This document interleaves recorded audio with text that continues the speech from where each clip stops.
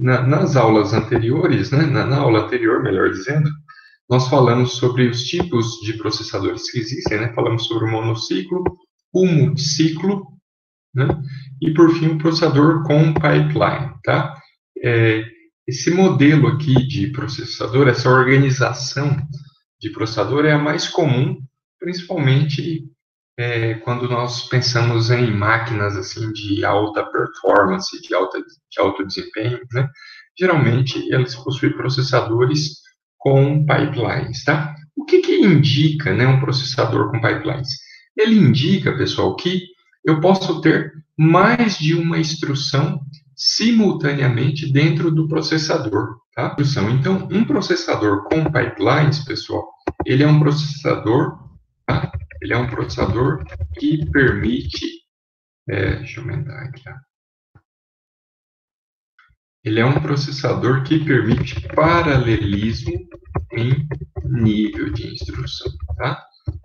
Por que isso, pessoal? Porque até agora nós tivemos a sensação de que quando nós executávamos uma instrução, né, essa instrução é trazida da memória, ela executa ali em um ou mais ciclos de clock, e quando ela termina, aí sim nós vamos na memória para buscar outra instrução, tá?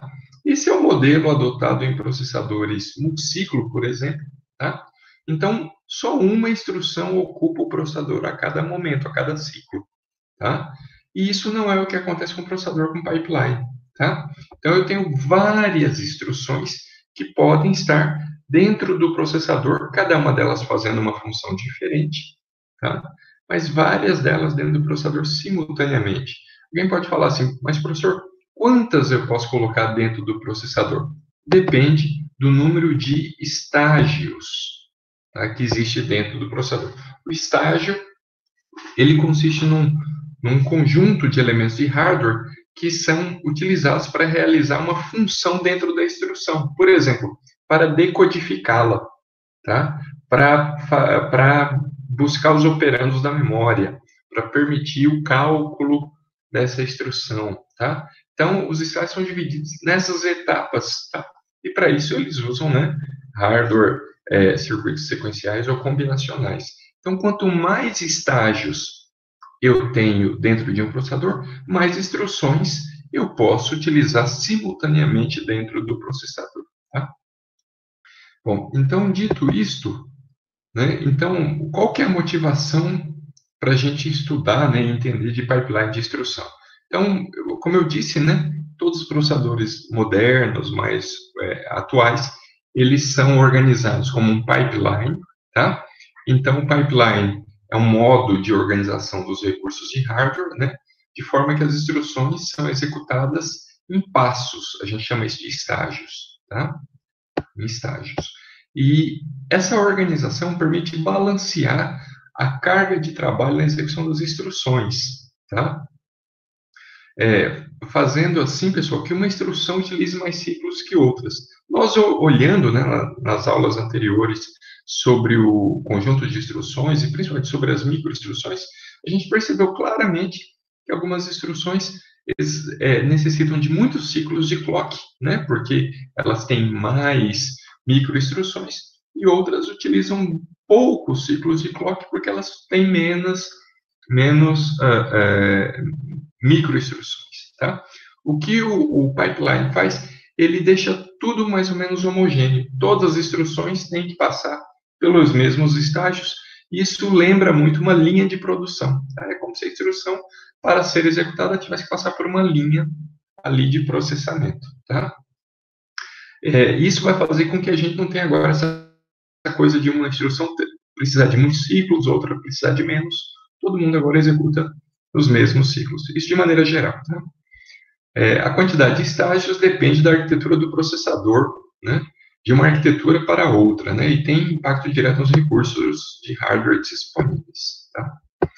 Bom, então, se nós tivéssemos espaços, né, e a instrução, ela entra no processador, né, e ela vai passando por esses estágios, assim, a cada ciclo de clock. Então, no primeiro ciclo de clock, a instrução é buscada, depois disso, no segundo ciclo de clock, né, ela é decodificada. Veja, se a instrução é decodificada, eu posso buscar uma nova instrução. Então, vocês percebem aqui, à medida, né, que nós vamos passando as instruções por estágios, né, eu abro espaço para executar outras, tá?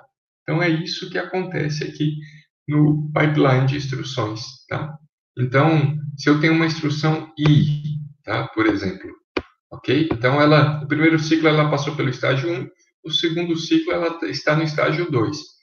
Se a minha instrução I não é a última, eu posso buscar uma instrução I mais um lá do meu código, tá? Essa instrução I mais um, nesse segundo ciclo de clock, ela é buscada, tá? No ciclo, melhor dizendo, no próximo ciclo, eu posso buscar ainda uma terceira instrução lá do meu programa, ok?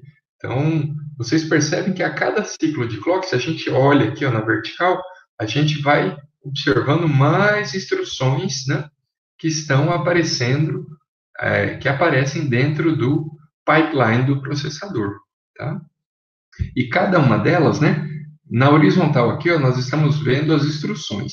Na vertical, nós estamos vendo o que cada instrução está fazendo num estágio, né? Então, por exemplo, quando eu olho aqui, ó, nessa linha vertical, eu vejo que a instrução I está no estágio 2 e a instrução I mais 1 está no estágio 1, tá? Quando eu olho, por exemplo, nesse estágio, nesse ciclo 4 aqui, ó, a instrução I está no estágio 4, a instrução I mais 1 no estágio 3, a I mais 2 no estágio 2 e até posso buscar mais uma instrução aqui para começar, tá bom? Então, ó, neste exemplo, cada instrução utiliza 6 estágios, né? É esperado que tenha 6 estágios lá dentro do processador. Eu vou chamar o número de estágios de K, tá? Cada estágio, e essa é a grande diferença, tá, pessoal? Cada estágio, ele faz uma ação exclusiva, né, para a instrução, mas todos os estágios, independente das suas ações, eles utilizam o mesmo tempo, tá? Então, se um estágio utiliza um segundo, o outro estágio também utiliza um segundo, tá? E assim por diante. Todos eles são fixos, né, no mesmo tempo, tá, de execução. Nós chamamos o tempo de execução aqui de TI, tá? Mas aqui ele está falando, cada estágio executa em um ciclo de clock. Um ciclo de clock vai remeter a um tempo, tá certo? Então, veja, se nós tivermos um programa com N instruções, o programa aqui é um programa P, com N instruções, o tempo de execução, né, vai ser K, ok? K é o número de estágios, né, vezes TI, tá certo? Então, uma primeira instrução, né, inevitável, né, uma primeira instrução vai passar pelos 6 estágios, por exemplo, se a gente considerar esse caso aqui que está na tela, tá? Então, eu vou ter 6, né, vezes TI, que é o tempo de cada estágio, tá? Mas, agora reparem aqui, nessa segunda parte, ó, se eu executei uma instrução, se o meu programa tem N, se eu executei uma instrução aqui, sobrou N menos 1 instruções, tá certo? O que vai acontecer com essas N menos 1 instruções? Elas não vão passar pelos mesmos 6 estágios, pessoal. O que vai acontecer é o seguinte, como vocês perceberam, ó, nesse tempo 2 aqui, ó, nesse ciclo 2, ok? Que eu estou marcando aqui, vocês vejam que eu já tenho 2 instruções, né? Então, enquanto no ciclo 2 aqui, a instrução I estava usando o segundo estágio, a instrução 1 estava usando o primeiro, tá? A instrução I mais 1, melhor dizendo, né, estava usando o primeiro. Então, o tempo da instrução I mais 1 está escondido aqui dentro da instrução I, tá? Então, de forma mais específica, o que a gente observa? Tirando a primeira instrução, que realmente passa pelos 6 estágios, todas as outras, o que a gente vê é só o último estágio delas. Tá? O último estágio delas é bem evidente. Então, a gente costuma dizer que é o estágio TI apenas. Tá? Então, o tempo de execução de um programa P, né, que é executado num processador com pipeline, é TI, que é o tempo de um estágio, vezes K mais N menos 1. Tá? Então, esse é o tempo de execução de um programa num processador com pipeline. Tá? Se a gente tiver um processador, se a gente comparar isso, né, com um processador sem pipeline, tá? Então, o que vai acontecer? Então, aqui era o tempo, né, com o pipeline, tá certo? Se ele não utilizar pipeline, o tempo dele vai ser isso. Por exemplo, se um processador ele não utiliza pipeline, significa que ele vai buscar uma instrução, né, vai executar essa instrução, depois ele vai buscar outra, tá? Então, se nós considerarmos aqui que cada instrução, né, vai utilizar K ciclos, né, e em cada ciclo eu tenho um tempo TI, né, aqui me dá o tempo, tá certo? Essa parte aqui, ó, me dá o tempo de execução de uma instrução, tá? Então, eu multiplico por N para eu ter o tempo do programa inteiro, tá? Então, é muito comum quando você tem, assim, dois processadores, dois sistemas, né, você querer comparar qual que é melhor que o outro, e muitas vezes o melhor está relacionado à velocidade, tá? Então, para isso, a gente usa uma métrica chamada SpeedUp, né? É comumente colocado só a sigla SP, tá? Então, o SpeedUp, ele mede, assim, o quanto nós vamos ter de melhoria ou de ganho, né, entre o tempo de um processador sobre o tempo de outro processador, tá? Então, eu quero saber o ganho que eu tenho do processador com pipeline contra o processador sem pipeline, tá? Então, o que, que a gente faz? A gente coloca o SP, né? E colocamos aqui o tempo do processador sem pipeline, que supostamente é um tempo maior, né? Sobre, então é dividido aqui, tá? Dividido pelo tempo do processador com pipeline, certo? Então, é isso que está acontecendo aqui, tá? Se vocês observarem, ó, esse tempo fica aqui no numerador, tá? Ok? E esse tempo aqui, que é o do processador com pipeline, ficou aqui no denominador. Ok? Então, se a gente considerar que N aqui pode ser bem grande, de fato, né? Em qualquer programa aí que a gente faça, que tem alguma funcionalidade, o N aí ultrapassa os milhões de instruções, tá? Então, se a gente considerar isso, esse K mais N menos 1 aqui, isso daqui é muito próximo de N, tá? Então, é como se eu tivesse N aqui no denominador e N no numerador, tá? Eu tenho TI no denominador, eu tenho TI no numerador também, tá? Eu posso eliminar tudo isso, né? O N do numerador contra o N do denominador, o TI aqui e o TI do numerador, tá? Vai sobrar K. O que, que significa esse K aqui, pessoal? Esse K é o ganho que nós temos, tá? Quantas vezes um processador com pipeline pode ser melhor que outro processador sem pipeline, tá? E aqui está indicando que esse ganho é de K. K é o número de estágios, tá?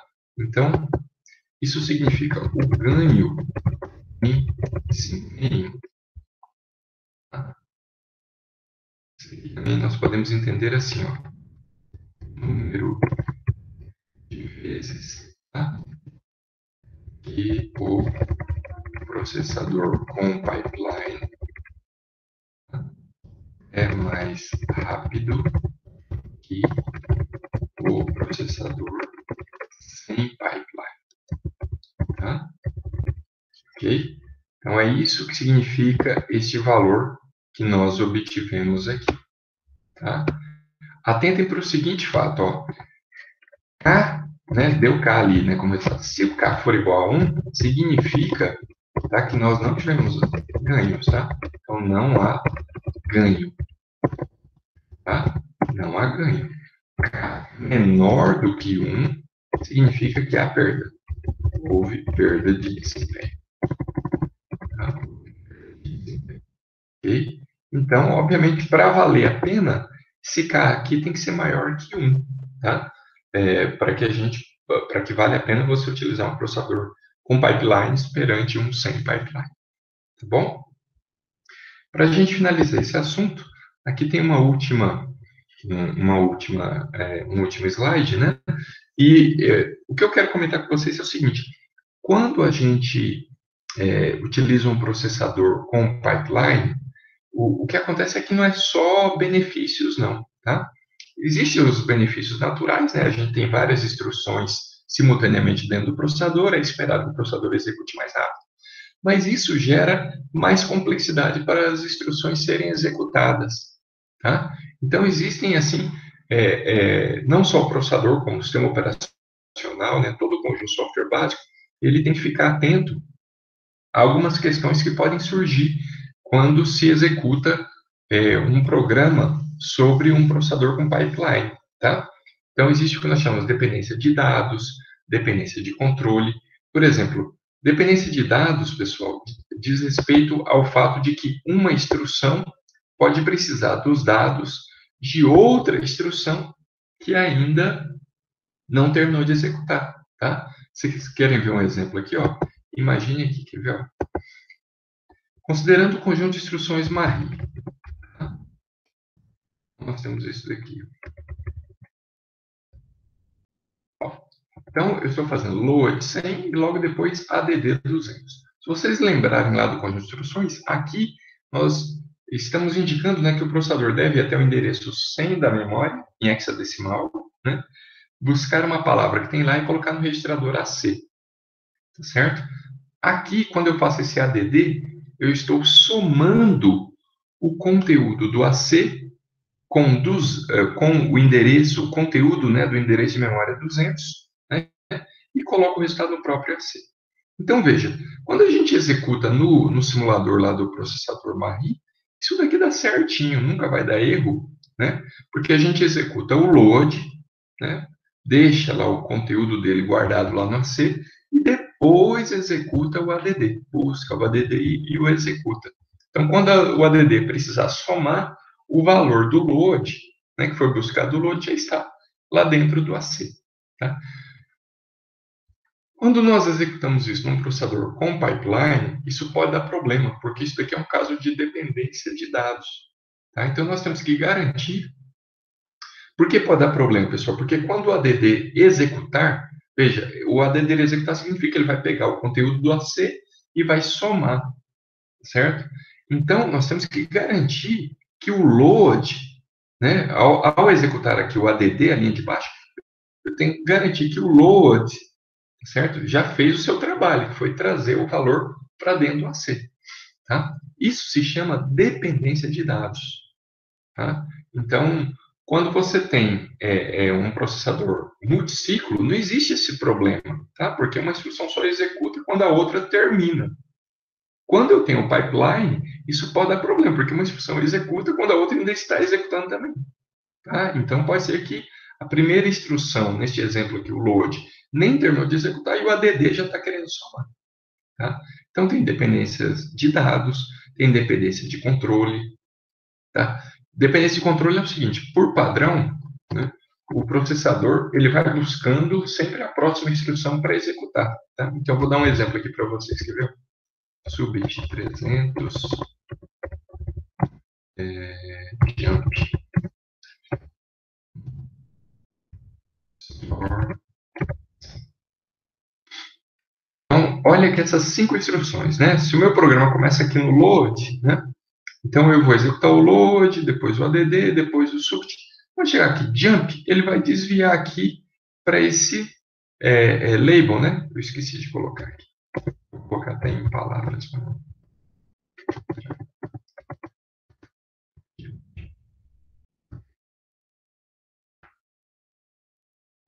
Pronto, aqui ficou 5 instruções, né? Então, olha, eu começo executando o load, depois o add, depois o subit. Chegou aqui nessa instrução, ele vai desviar para cá. Tá? O que acontece num processador multiciclo? Não tem problema nenhum, né? Porque ele executa o subit, termina, executa o jump, termina, aí que eu vou ver o que eu vou executar, se é o store ou se é o load. Tá? Quando eu tenho um processador com pipeline, o que acontece? Na hora eu busquei o jump, né? Agora eu vou decodificar. Na hora que eu decodificar, eu vou buscar a próxima instrução, que neste exemplo aqui é um store.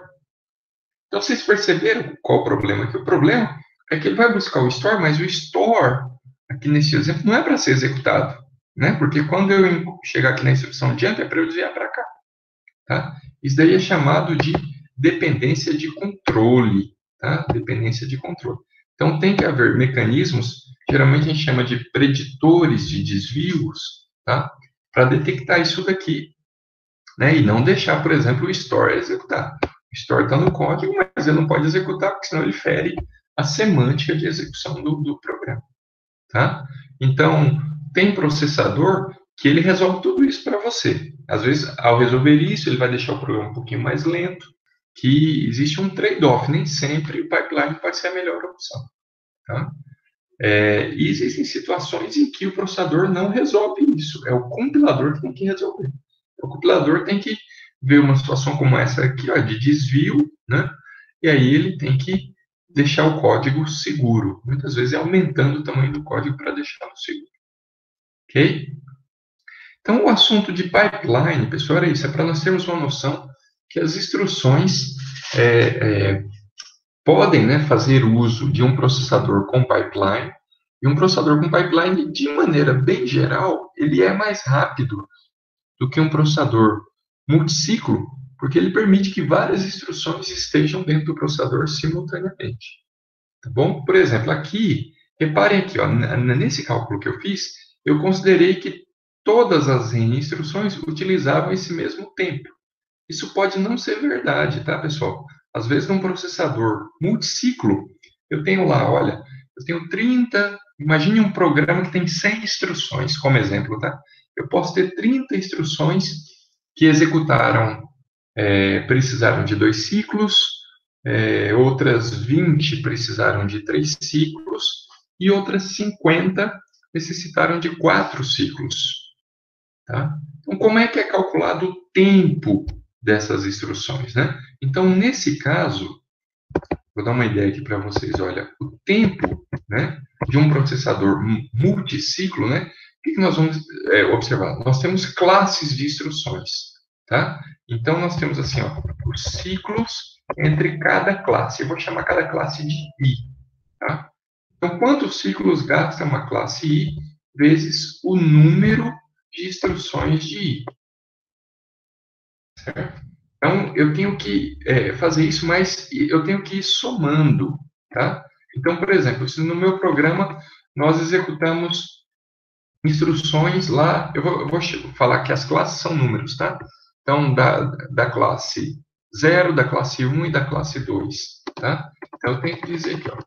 Então, eu tenho os ciclos da classe 0 vezes o número de instruções da classe 0, mais os ciclos da classe 1, né, vezes o número de instruções da classe 1, tá? Mais os ciclos da classe 2 vezes o número de instruções da classe 2, tá certo? Agora, reparem, aqui, ó, nessa conta, eu só estou obtendo o total de ciclos, porque eu estou pegando ciclos vezes número de instruções. Ao final desse somatório aqui, ó, eu vou ter quantos ciclos o meu processador executou. Tá? Se eu quiser saber o tempo, aí eu tenho que, dado essa quantidade de ciclos, né, eu multiplico isso pelo tempo do ciclo. Tá? O tempo do ciclo. Ok? Então, atentem para esse fato, né, que muitas vezes nem todo processador, as instruções vão executar todas elas, olha, todas elas executarem 4 nanosegundos, né? Não, tem umas que podem executar em mais ou menos, dependendo da quantidade de ciclos, tá? E a gente tem que verificar quantas instruções eu tenho de cada tipo, né? Multiplicar pelos seus ciclos, somar, fazer o somatório, depois multiplicar pelo tempo do ciclo. Preciso ter um somatório, né? Mas aqui internamente, entre cada classe de instrução, preciso multiplicar. Está certo. Ok? Então, é isso que acontece, tá bom, pessoal?